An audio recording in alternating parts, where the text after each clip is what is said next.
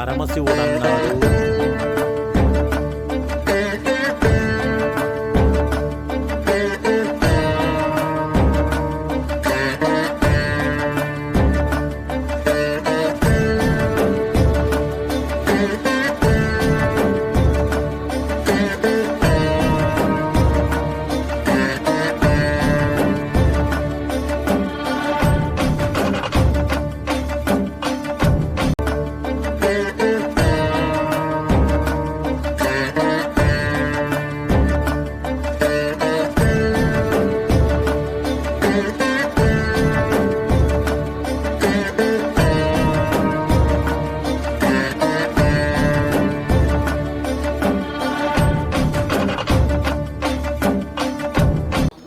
శ్రీ మహాగణాధిపతయే నమః.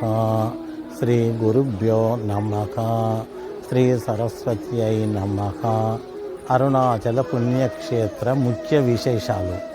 అరుణాచల పుణ్యక్షేత్రం తమిళనాడు రాష్ట్రంలో ఉంది. తమిళ భాషలో తిరువన్నామలయని, తెలుగు భాషలో అరుణాచలం అని అంటారు. కాశ్యాంత్ మరణాన్ముక్తి అనే సూక్తి కాశీ పుణ్యక్షేత్రంలో మరణిస్తే ముక్తినిస్తానన్నాడు పరమశివుడు. కానీ అరుణాచలేశ్వరిని స్మరించినంత మాత్రాన్ని ముక్తిని ప్రసాదిస్తానన్నాడు పరమశివుడు.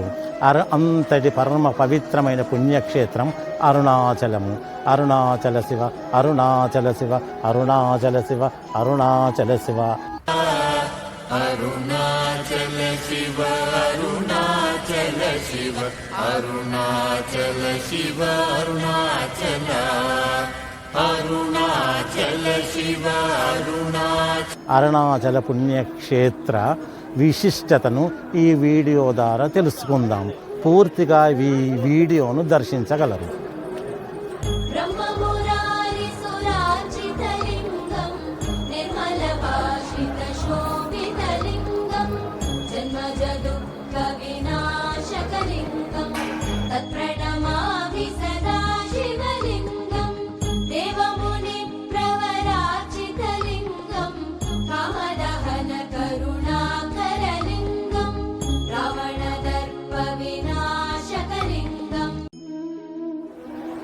ఓం భూతపతయే నమః.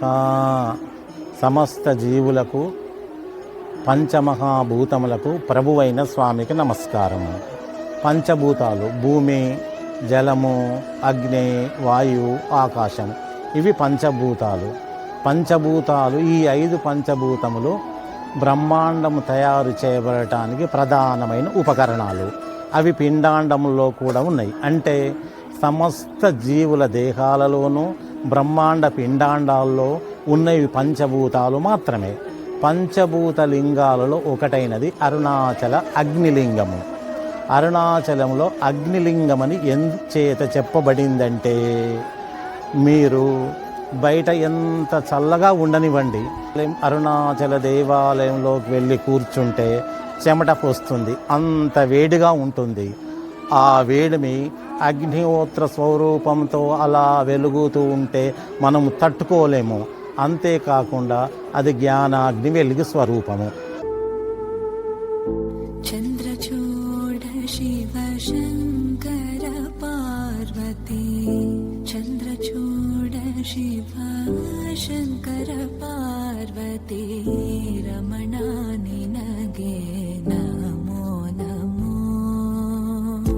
చంద్రచూడ శివ శంకర పార్వతీ, చంద్రచూడ శివ శంకర పార్వతీ, రమణ నినగే నమో నమో. చంద్రచూడ శివ శంకర పార్వతీ. అందుకే అది జ్ఞాన స్వరూపమైన అగ్నిలింగం. అరుణాచలములో ఉన్న శివలింగము భౌతికమైన అగ్నికి, జ్ఞానాగ్నికి ప్రతీక. అసలు అరుణాచలంలో శివలింగం ఎలా వెలిసింది? ఒకానొకప్పుడు బ్రహ్మ విష్ణువులిద్దరికి కూడా తమలో ఎవ్వరు గొప్పవారనే విషయం మీద కలహం ఏర్పడింది. సృష్టికర్త బ్రహ్మగారు, స్థితికర్త శ్రీ మహావిష్ణువు. బ్రహ్మదేవుడు అన్నాడు, సమస్త జీవులను నేను సృష్టిస్తే కదా వాటి నిలబెట్టి పోషించటం అన్నది. నేను సృష్టించకపోతే నిలబెట్టడం పోషించటం ఎలా కుదురుతుంది? శ్రీ మహావిష్ణువు అన్నాడు, సృష్టిని అంతటినీ నిలబెట్టి పోషించి పరిపాలించకపోతే ఆ సృష్టికి అర్థమేముంది అని వారిద్దరి మధ్య వాదోపవాదాలు పెరిగాయి. అక్కడ మొదలైంది ఆధిపత్యం పోరు. ఈనాటి సమాజంలో ఆధిపత్యం పోరు అత్యంత అధికంగా ఉంది. పోరు కారణంగా దేశ ఆర్థిక పరిస్థితి చిన్నాభిన్నమై సమాజం అతలాకుతలం కావటానికి సమీపంలో ఉంది.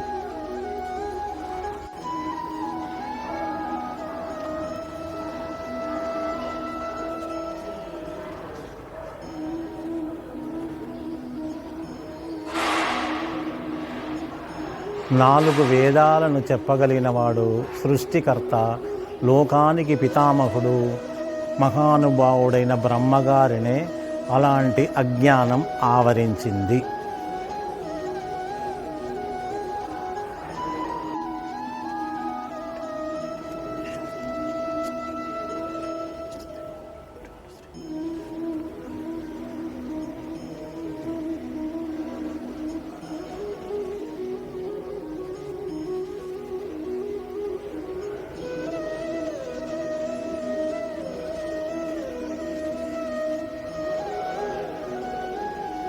శ్రీ మహావిష్ణువు గారు లోకాలనన్నింటినీ దక్షతతో నిర్వహించగలిగేవాడు, స్థితికారుడు. అటువంటి శ్రీ మహావిష్ణువు అజ్ఞానానికి వశుడయ్యాడన్నమాట. బ్రహ్మ విష్ణువులిద్దరు కూడా ఆధిపత్యం పోరు కొరకు కలహించుకున్నారంటే వారి శివమాయా మోహితులైనారు. వారి బుద్ధి యందు మాయామేఘం కమ్మినట్టుగా ఉంది.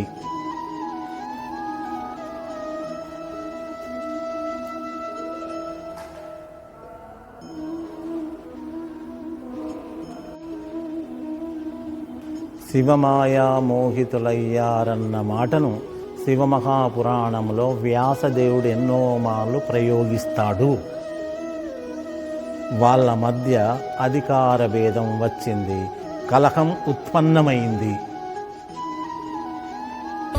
సాంబ సదా శివ శంభో శంకర శరణం నే తవ చరణయుగం శివాయ నమో శివాయ నమః శివాయ నమో నమః శివాయ శివాయ నమో శివాయ నమః శివాయ నమో నమః శివాయ. వాళ్ళు ఏ మాయ చేత అలా అయిపోయారో ఆ మాయా స్వరూపం వాళ్లకు తెలియబడాలని పరమశివుడు ఒక పెద్ద జ్యోతిస్తంభంలాగా వెలిశాడు వాళ్ళ మధ్యలో. అది పై వరకు, అది కంటితో చూస్తే పై వరకు వెలుగుతూ ఎక్కడి వరకు ఉందో తెలియదు.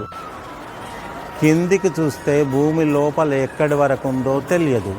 వెలుగు ఒక పెద్ద స్తంభంలాగా పైన ఉన్న ఊర్ధ్వలోకాలలో ఎక్కడి వరకు ఉందో, భూమిలో పాతాళ లోకములో ఎక్కడి వరకు ఉందో తెలియదు. అది ఒక జ్యోతిస్వరూపము. అందుకే జ్యోతిర్లింగం అనే మాట వచ్చింది.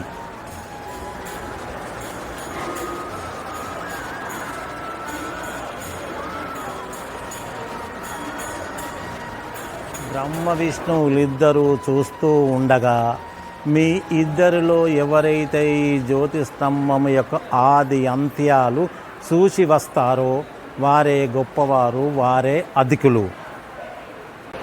జ్యోతిస్తంభము నుండి పరమశివుని అశరీరవాణి వినబడింది.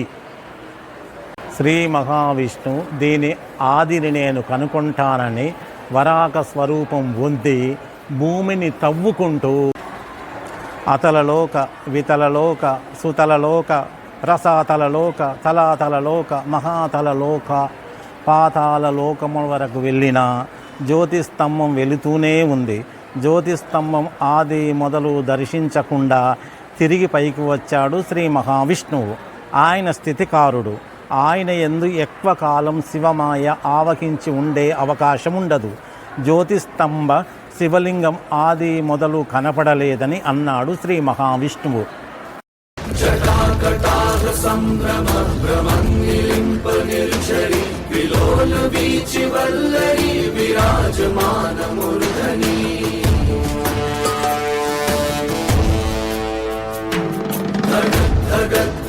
జ్వలల్లలాట పట్టు పావకే కిశోర చంద్రశేఖరే రతి ప్రతీక్షణం మమా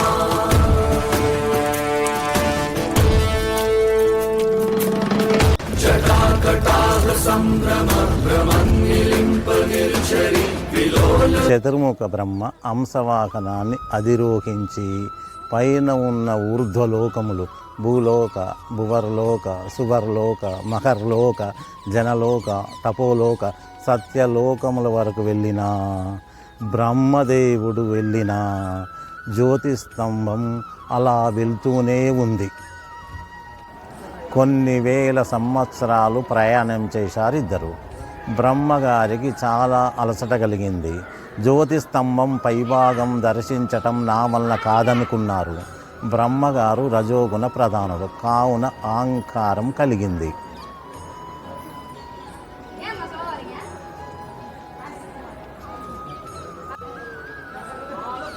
బ్రహ్మదేవుడు ఒక మొగిలి పువ్వును మరియు ఆవును తాను జ్యోతిస్తంభం పైభాగం చూశానని అబద్ధపు సాక్ష్యాలను ప్రవేశపెట్టడం జరిగింది. కావున బ్రహ్మదేవునికి భూమండలంలో పూజ దేవాలయాలు ఉండకూడదని పరమశివుని ఆజ్ఞ. గోవు బ్రహ్మదేవుడు శివలింగం పైభాగం చూడలేదని తోక ఊపింది. ముఖముతో చూశాడని తల ఊపింది. అందుకే ఆవు ముఖానికి పూజ లేదు, వెనుక భాగానికి మాత్రమే పూజ.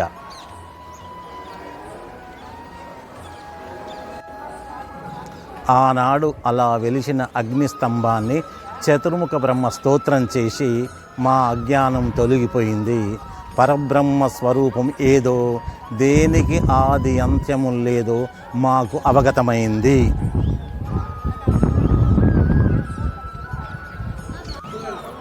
లోకానికి అజ్ఞానము తొలగిపోయే స్వరూపంతో అరుణాచలములో అగ్నిలింగమన్న పేరుతో వెళ్ళవలసిందని ప్రార్థన చేశారు.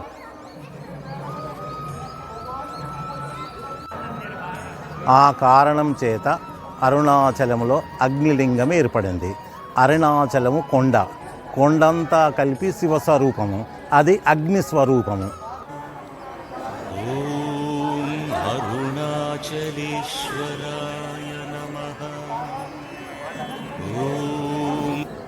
అరుణాచలములో ఉండే శివలింగానికి అరుణాచల క్షేత్రానికి ప్రత్యేకమైన లక్షణం ఉంది.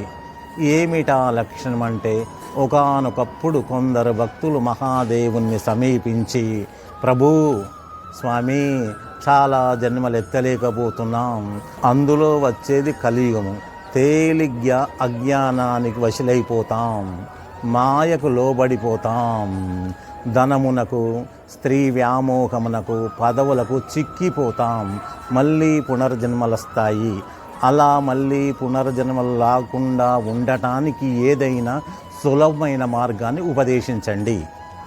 పరమశివుడు అన్నాడు, ప్రతిరోజు ఒక్కసారి అరుణాచల క్షేత్రాన్ని, అరుణాచలేశ్వరుని, అరుణాచలగిరిని మనసులో దర్శిస్తూ అరుణాచల శివ అరుణాచల శివ అరుణాచల శివ ఓం అరుణాచల శివాయ నమః అని స్మరిస్తే చాలు, ముక్తిని ఇచ్చేస్తానన్నాడు పరమశివుడు. స్మరణాత్ అరుణాచల శివ అరుణాచల శివ అరుణాచల శివ అరుణాచల శివ.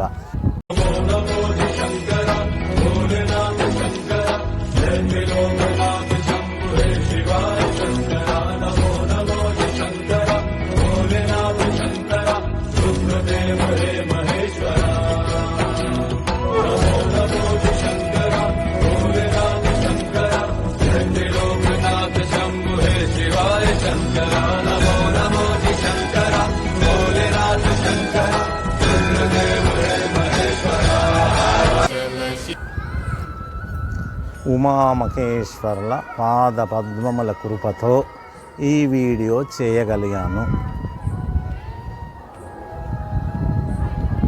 ఓం స్వస్తి. అరుణాచల శివ అరుణాచల శివ అరుణాచల